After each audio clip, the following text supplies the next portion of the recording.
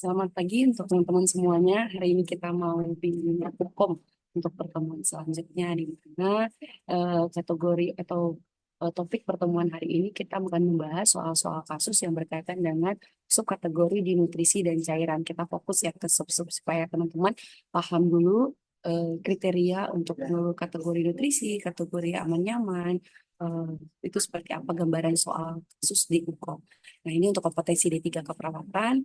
Di sini saya akan langsung saja ya men-share screen, eh, apa, menampilkan soal kasus yang akan saya bahas, di mana tips and triknya yang teman-teman harus ketahui bahwa dalam menentukan pilihan jawaban di dalam soal hukum itu, teman-teman nggak usah dulu fokus pada pertanyaannya, tapi fokus dulu pada pertanyaan pada soal kasus tersebut. Lalu setelah Anda melihat atau membaca pertanyaan yang ditanyakan pada soal kasus, baru fokus ke pilihan jawabannya. Setelah melirik jawab pilihan jawaban nih, baru kita akan melihat fokus data yang bermasalah. Kira-kira data yang bermasalah ini arahnya kemana?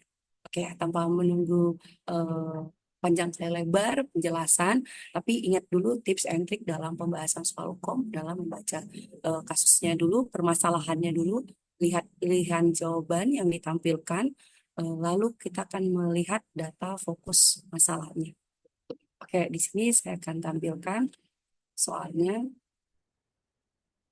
Nah, di sini kita langsung lihat bahwa pertanyaan pada kasus tersebut adalah yang ditanyakan adalah intervensi keperawatan yang utama. Intervensi keperawatan yang utama, di mana pilihan jawabannya ada manajemen muap, pemantauan cairan, manajemen nutrisi, nyeri, maupun promosi berat badan. Berarti ada nih kriteria terkait tentang nutrisi dan cairan, dan juga terkait tentang nyeri ya. Ini ada dua pilihan jawaban. Kita lihat fokus data yang bermasalah. Di mana di sini ada seorang laki-laki datang ke poliklinik HIV ya. Berarti diagnosa medisnya harus bisa kita prediksi adalah ini pasiennya kemungkinan besar adalah menderita HIV. Lalu di sini ada data kasus penurunan nafsu makan. Dan di sini ada diare 3 kali dalam 24 jam. Nah, ingat normalnya dia dikatakan seseorang mengalami diare itu lebih dari 5 kali ya. Ini pada pasien usia dewasa. Nah, di sini juga ada ditemukan data berat badan sekarang, berat badan sebelumnya, dan tinggi badan. Bising usus sedang hiperaktif ya, di mana kita tahu bahwa bising usus normalnya adalah 5 sampai 30 kali per menit.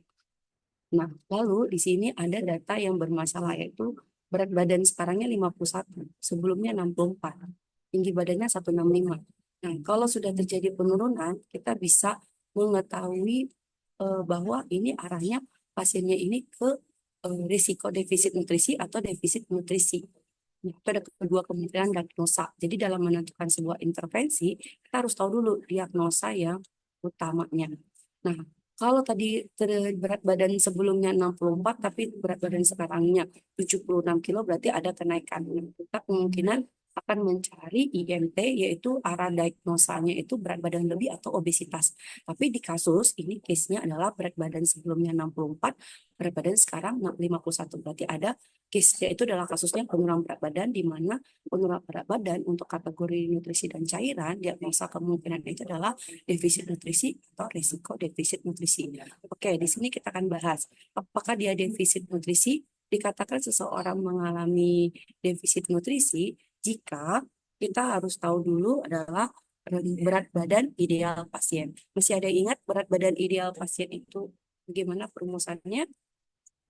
Oke, benar ya. Di mana tinggi badan dikurang 100 dikurang 10% dari tinggi badan dikurang 100. Nah, dapat diketahui bahwa 100/5 kurang 100 ya adalah 65, dikurangi 10% dari 65 adalah 6,5 kg. Dapat diketahui berat badan ideal pasien sekitar 58,5 kg. Nah, kita mau tahu defisit nutrisi tadi adalah salah satu data objektifnya adalah tuh penurunan berat badan sebesar 10% dari rentang ideal. Nah, rentang ideal yang kita sudah dapat tadi 58,5 adalah berat badan idealnya. Mari kita apakah terjadi penurunan 10% dari berat badan Idealnya 58,5. Jadi sekitar 5,85 kilogram. Kalau 10% dari 58,5 kilogram. Nah, kita kurangi 58,5 adalah berat badan ideal, dikurangi 10% dari penurunan berat badan 5,85 kilogram. Berarti sekitar 52,65 kilogram. Ini sekitar ya, 52,65 kilogram. Nah, kita lihat datanya. Nah, berat badan sekarang adalah 51 kilogram. Berarti sudah terjadi penurunan 10% berat badan dari rentang ideal. Di diagnosa yang bisa kita tampilkan atau yang bisa kita angkat adalah defisit nutrisi. Kalau diagnosa keperawatannya adalah defisit nutrisi, berarti intervensi yang bisa kita angkat adalah manajemen nutrisi. Oke, itu ya. Hanya bisa diangkat manajemen nutrisi. Apakah jawabannya benar?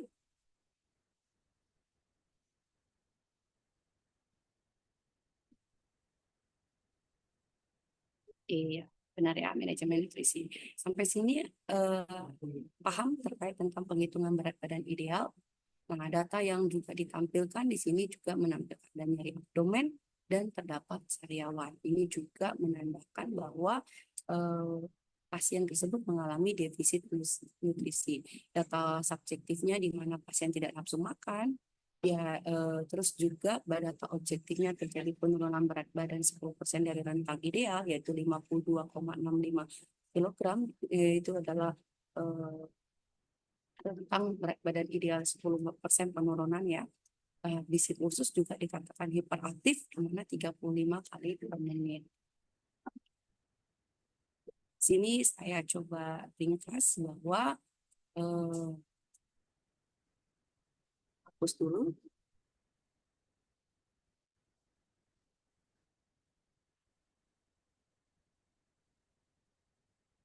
Oke, bahwa di sini pembahasannya di mana kita tentukan dulu terlebih dahulu diagnosa utama pasien dalam menentukan intervensi keperawatan yang mau kita pilih, lalu kita cari tahu data fokus yang masalahnya itu seperti apa, yaitu nyeri abdomen, bisin usus hiperaktif, sariawan, tinggi badannya sudah diketahui dan terjadi penurunan berat badan.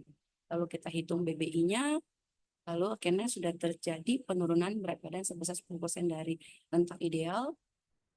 Diagnosa utamanya defisit nutrisi, di mana intervensi utama dalam defisit nutrisi adalah manajemen nutrisi.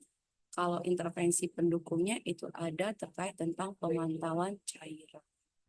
Oke, mudah sekali ya untuk pembahasan terkait soal kategori nutrisi dan cairan. Tadi kalau misalnya berat badannya mengalami peningkatan, bisa kita hitung IMT-nya. Nah, IMT itu untuk mengetahui kategori pasien itu akan mengalami obesitas atau mengalami berat badan lebih. Tapi itu untuk pertemuan next selanjutnya di soal pembahasan next selanjutnya kita akan bahas dulu terkait tentang nutrisi dan cairan saja. Oke ya. Ada yang ingin ditanyakan terkait pembahasan atau soal ini dari kasus tersebut? Oke, baik. Sudah paham semuanya ya.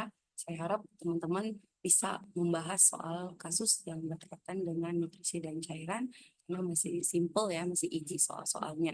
Jika ada yang ingin ditanyakan, kita bahas selanjutnya.